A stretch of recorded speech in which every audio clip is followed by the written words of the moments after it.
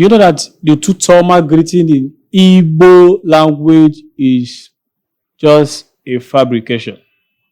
And it does not actually have any meaning in Igbo language. And I will explain as you follow me on this channel, please. The tutoma means good morning. It's an interpretation of English word.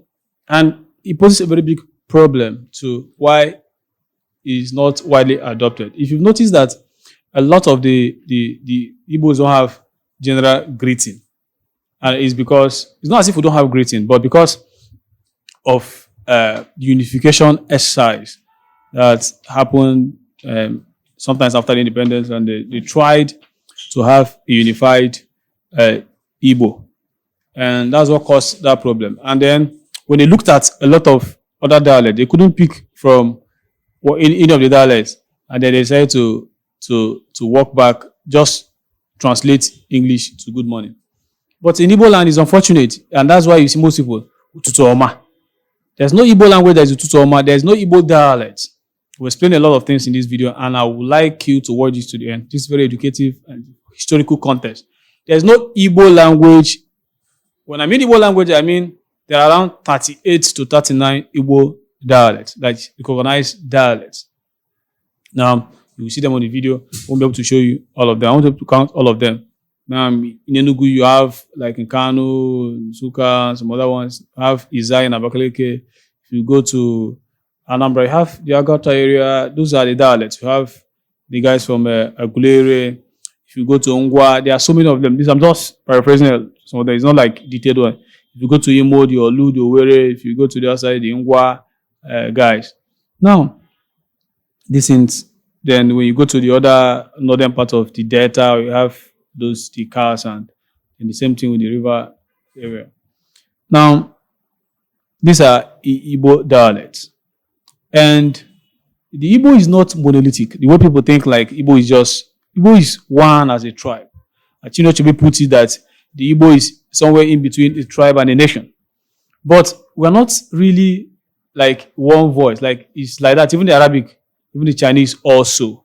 But somehow there's like 70% or 60% understanding of, if you listen to, unless you are pretending, if you listen to a lot of the dialects, you can pick. You understand? Even if you cannot speak the dialect, you understand what the person is talking about. Some people pretend a lot. And I'll get to that part also. Now, in the unification exercise, like I said earlier, these people just walked back, just put the English into it, and then it's a big problem. Then, to have a central Igbo, which Chinua Achebe and a lot of scholars at that time really opposed it. And I'll get to talking about that one. And one professor, also Chukwuma Azoye from Abia State, I think he did the African studies in Massachusetts. He also against a lot of the unification approach then. But I'll get to that very, very, very well. Now, since that's why who greets Ututuoma? Now, the Igbos don't wish you good morning in the morning. It's mostly at night.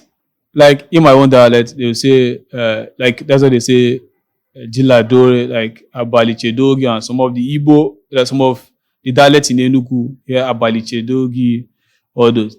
Now, in the morning, just think about it. In the morning, in those days, they go to work.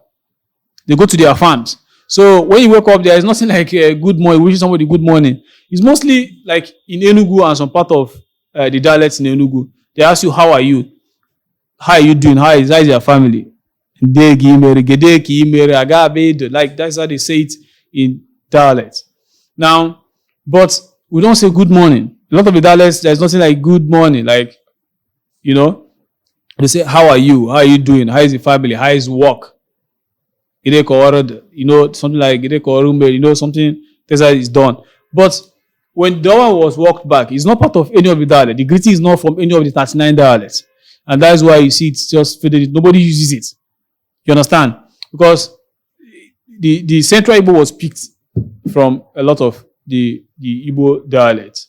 And that bad thing about the Central Igbo is that it was actually, because of the way they picked it and did it, and the intention was not actually for the spoken. It was actually for the academic exercise. Because if it was actually, they were thinking about how to centralize the speaking, then everything should have been driven by a lot of the core dialect. You understand? So that people can use a lot of the words. Now, let me get back to my discussion about the Igbo dialect. A lot of these dialects, you can understand them. Some, especially from the guys in the north, like the northern part of the Igbo. Like if you come to Enugu, where I come from, I can understand all the dialects in Enugu. Same thing with, not, you may not get like 100%. Whatever thing you say from any part of Enugu, I think I have an idea of like 80 to 85% of whatever thing you are saying. Some I can even hear 100%. I may not be able to speak it. Any kind of dialect, heard. The same thing in some of the states. In some states, it's not like that. But when the person is talking, you actually understand what the person is trying to say. You understand? Maybe like 40%, 50 to 60%. Now, I have a friend who is in UK, and he told me a story of how he met somebody from the northern part of, that is the Igbo speaking part of Delta. And when they speak Igbo, when he speaks Igbo to the girl does not actually understand a lot. Maybe she gets like 10% or 20% what he's saying. Now, we'll watch the beauty of the whole thing.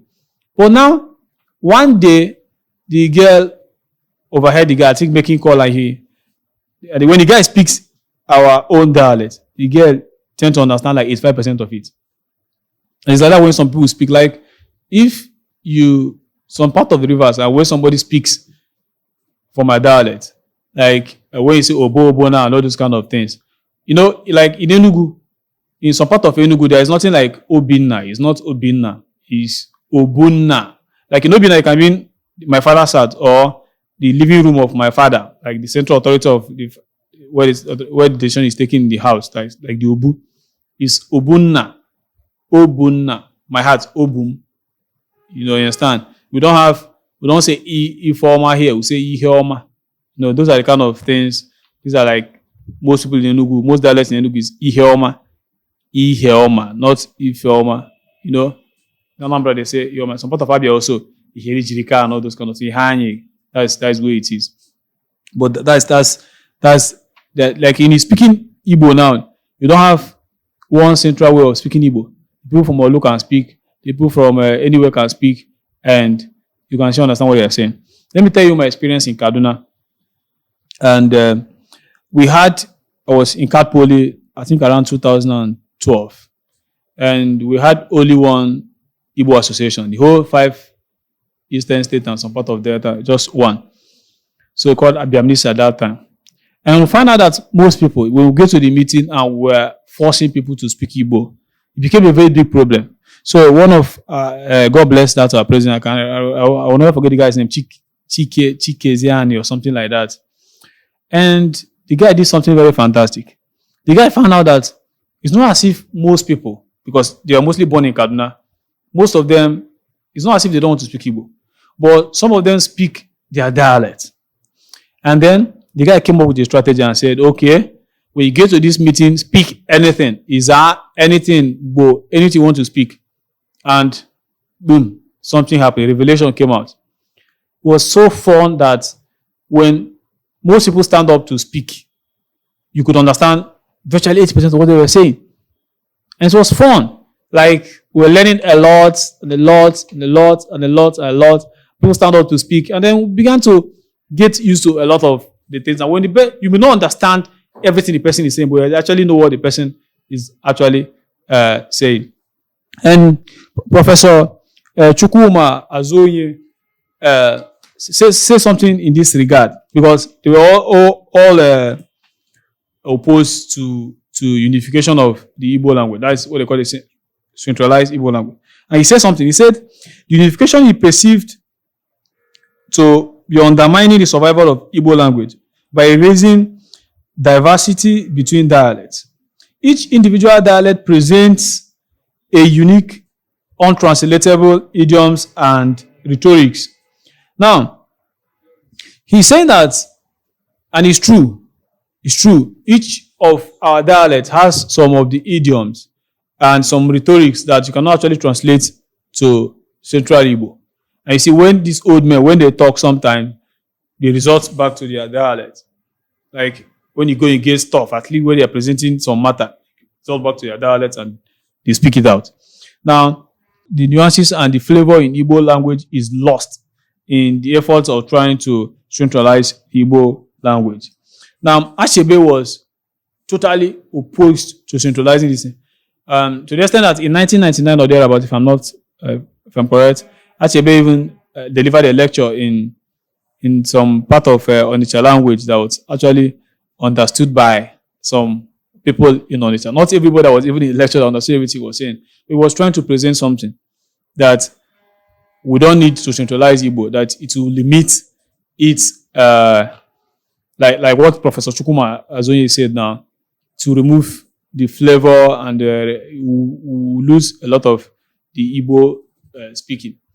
We will lose a lot of the actual idioms and rhetorics in the Igbo language. That's what's going on now. The UNESCO reported in 2006 that the Igbo language may go into extinction. And this is something that Professor Chukuma, late Chukuma Azonye, really pointed at. That if we must, that the Igbo language is actually, especially from the speaking aspect of it, suffering from this because a lot of people are not actually allowed to speak that dialect. And therefore, most people now can speak their dialect very, very well more than they try to speak the Central Igbo. And it's because, anyway, you can argue on the other hand that if it's not centralized, especially in writing, if it's not centralized, well, how do we write and this? But then it becomes also a problem because sometimes some people, their mother tongue becomes like that their main dialect. And then they are trying to learn the Igbo, the Central Igbo, and then it becomes a problem. I think one of the reasons, that is one of the factors affecting the Igbo, speaking Igbo in a lot of the families. Because a lot of the families, they speak the dialect, and then becomes a kind of relearning, and the person ends up speaking English. And in all the languages, they are centralized unification. Or if a Kitiman speaks now, and somebody from Egba speaks, they are not really the same thing. Even in China, even the Arabic, they are not the same thing. I think there is some part of China that they are not even a lot. If they speak like this, now the people will not hear what they are saying. But from the outside, it looks like they are monolithic. No, it's not. They are not monolithic.